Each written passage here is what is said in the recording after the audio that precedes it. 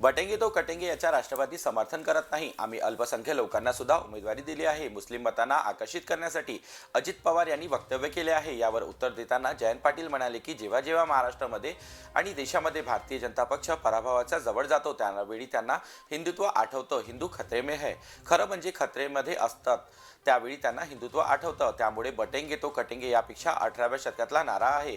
आज घोषणा द्यायला पाहिजे होतं की त्यांनी पडेंगे तो बडेंगे ही घोषणा द्यायला पाहिजे होती, मात्र आज दुर्दैवाने ही घोषणा दिलेली नाही। आज मागासलेला विचार सतत मांडणं हे धोरण सोडलं पाहिजे। आता इलॉन मस्क मंगळावर देखील इंटरनेट कसं चालवतो याची चर्चा करतो आणि आपण इकडे बटेंगे तो कटेंगे ही भाषा वापरत आहोत। म्हणजे ह्या देशात हातात सत्ता आहे, म्हणजे ह्या लोकांनी मागास ठेवायची भूमिका स्वीकारली आहे, असे मत प्रदेशाध्यक्ष जयंत पाटील यांनी तुमसर शहरात चरण वाघमारे यांच्या प्रचार सभेला आले असताना व्यक्त केले आहे।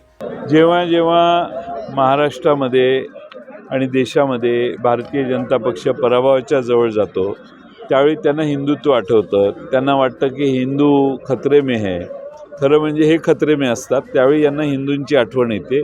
त्यामुळे बटेंगे तो कटेंगे यापेक्षा आता हा 18व्या शतकातला नारा आहे। आज घोषणा द्यायला पाहिजे होती त्यांनी की पडेंगे तो बडेंगे। आज दुर्दैवाने त्यांनी ही घोषणा दिलेली नाही। आज मागासलेला विचार सतत मांडणं हे धोरण सोडलं पाहिजे। आता इलॉन मस्क हा मंगळावर देखील इंटरनेट कसं चालेल ह्याची चर्चा करतोय आणि आपण इकडे बटेंगे तो कटेंगे ही भाषा वापरतोय।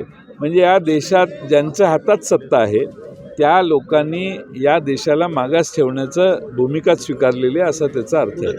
जीबी न्यूजचं प्रत्येक अपडेट मिळवून घेण्यासाठी तुम्ही आमच्या चॅनलला लाईक करा, सबस्क्राईब करा आणि शेअर करा, तसंच बेल आयकॉनला सुद्धा प्रेस करा।